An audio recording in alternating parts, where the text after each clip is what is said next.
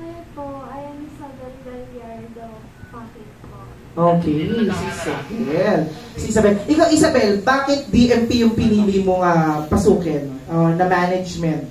Because mabait din po yung mga nagtuturo sa akin. So, mabait sila.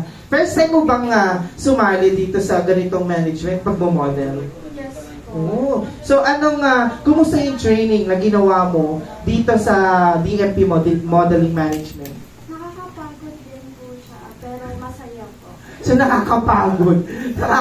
Pinapagod kayo ng coach nyo. Yun eh. Ano yung pinakamahirap na training na ginawa mo? Hindi ko rin po sure. Pero, yung mga stretches po talaga ang mahirap para sa akin. Okay. Kasi parang Lastic Man nung nag-stretch kayo ganyan. Oo, yun. Pag nag-stretch na Lastic Man effects, mga ganon. Okay. Ikaw, balik tayo kay Ken. Ken, ikaw, anong mensahe mo sa mga aspiring models or aspiring DJ na katulad mo na gustong makamit yung mga kanilang minimiti, na gusto maabot nila yung kanilang mga dreams? Ayan, dun sa mga may gustong i-achieve, na nag-a-achieve dun sa mga pinakang gusto nating ultimate goal sa buhay natin. Huwag tayong tumigil syempre sa sa pagtupad ng ating mga pangarap. Ika ko nga lagi kong sinasabi, kapit lang sabi ng Tarsier. Hey! Kapit lang sabi ng Tarsier. Bakit naman Tarsier? Ewan ko.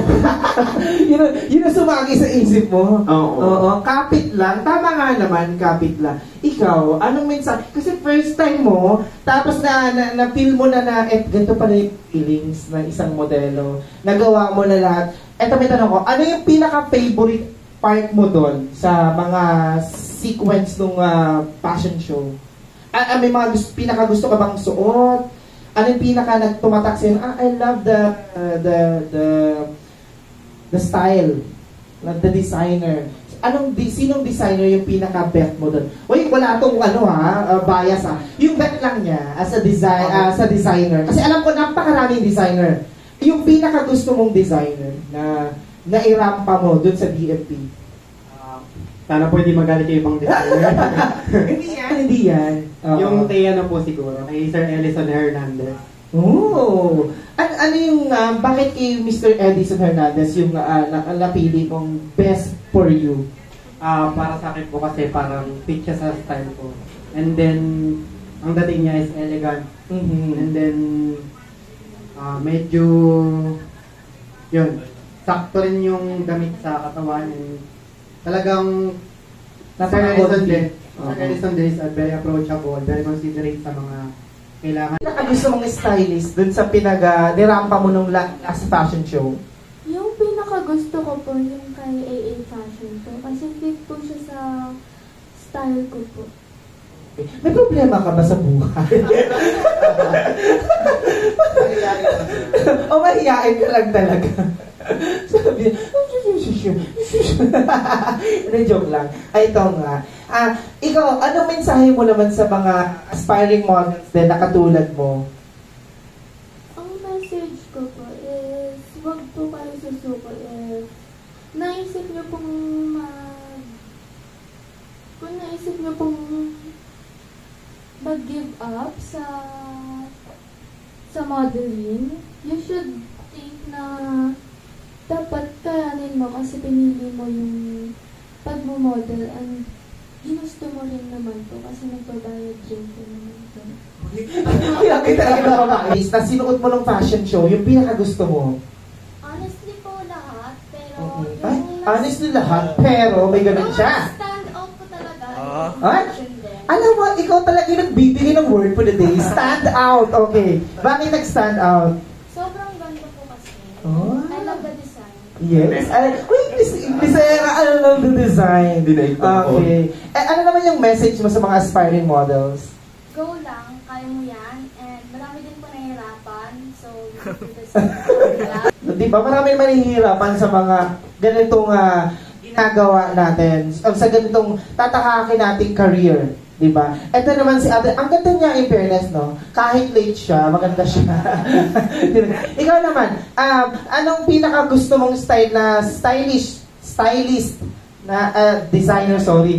designer na sinuot mo doon? Kay Ma'am Shai po talaga. Ay, kay Ma'am Shai. Bakit kay Ma'am Shai yung gusto mong designer? Kasi po, it's giving Filipino culture. Oh, how nice. And may mensahe ka ba sa mga aspiring models na katulad mo?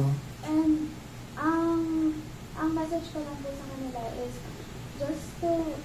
just don't give up because you've already made it too far and it's masyado ka nang paano ko ba sabihin to? Masyado ka nang nag-go. Masyado ka lang namin alam. Tumpa ka na. Ganun ba? Ano ba yun? Masyado ka nang nag-go far para mag-give up. Tsaka sayang din naman. Tama nga naman, di ba? Sayang din naman kung mag-give up ka. Nandun ka na eh. Nag-train ka na, madami ka nang ginawang, nag-sacrifice ka na, gumastos ka na, di ba? Hindi naman kasi libre yun. Kasi may mga fee talaga tayong binabayaran dyan. Even sa mga malalaking TV network, mas malaki talaga yung binabayad nila. Yun. Ikaw naman, sino yung pinakagusto mong designer? Para sa akin po si Ma'am Loris Caluma. Wow, kumpletong pangalan ha. O, na-promote pala si sino si Ma'am? Loris. Ma'am Loris Caluma. Okay, bakit siya yung nagusto mong designer sa'yo? Kasi po, ganun din po yung style ko, gusto ko. Tsaka, bagay din po sa akin yung damit na yun. Oh, kayo ba namimili ng mga designer nyo o yung coach nyo na? Yung coach po, minsan po kami. Minsan kayo? Ay, Bertinela. Minsan kayo talaga namimili. Paano pag ayaw mo? Ganon. Papalitan ni coach nyo. Hindi po. Susuotin ko po yung parang hindi po mahurt yung feelings nila. Oo, kasi pinaghirapan ng designer yun. Ikaw naman, anong message mo sa mga aspiring models? Don't give up in modeling career lang pag gusto nyo. At napagdaanan ko din yan, pero hindi po ako nag-give up. Tama nga naman, hindi naman siya nag-give up, kaya huwag kayong mag-give up din. Kasi sayang yung effort niya, yung time, lahat ng hirap na ginawa nyo sa pag-model or sa any career. Go lang, go to the pro. Ikaw, Kenneth, may mga gusto ka bang pasalamatan? Yes, Okay, go. Ang haba, ha? Aabot tayo ng alas 7 ng gabi. Okay, go. Gumawa ng skills, makalimutan. Ayan, pwede po mag-promote na... Yes, yan. pwede. Yan, so August 18 po, mga kasikat. Ayan, meron po